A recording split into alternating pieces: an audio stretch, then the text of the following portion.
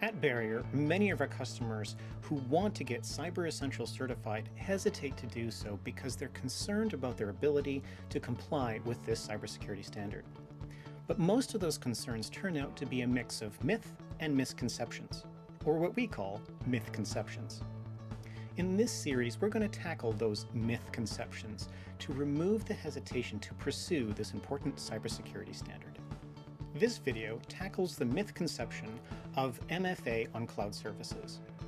A lot of our customers think that because MFA on cloud services is now required, that they can't use cloud services that don't offer MFA and still be compliant with Cyber Essentials.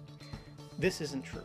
The reality is that if the service does not offer MFA at all, then you're not required to enable it or to switch services. However, if that service does offer MFA, even if you have to pay to get it, then you are required to turn that on, even if you have to pay.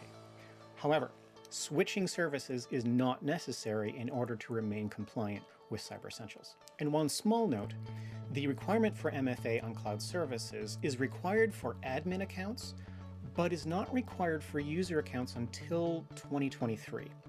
Then it will become mandatory for even user accounts. Until then, you have to report on whether or not your user accounts on cloud services are using MFA, if it's offered.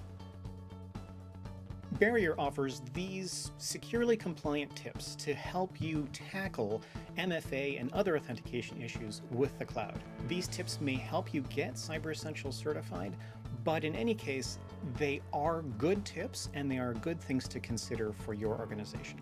Tip number 1, you can put in an authentication service in between your organization and a third-party software as a service. This is known as CASB or Secure Service Edge. And what it does is it adds authentication and authorization services before your user connects to the third-party software as a service.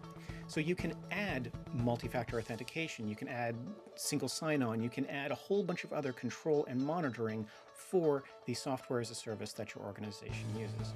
This isn't required for Cyber Essentials, but it is a way to add an additional layer of security and control if your software as a service that you do have doesn't have MFA. Tip number 2, you really should consider the risks of continuing to use software as a service that doesn't have MFA. MFA has been out for a long time in various forms, and services should be offering some kind of MFA to your accounts at this stage. It's fairly easy to implement.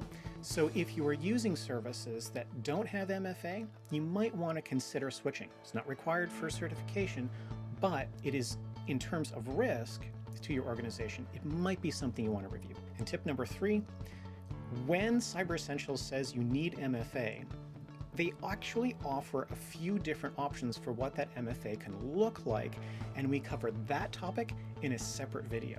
If you have any questions about the Cyber Essentials standard, please contact IASME and they will be able to provide authoritative answers to your questions. If you have any questions about the tips that we've provided in this video, or if you would like a Cyber Essentials readiness assessment, please contact Barrier.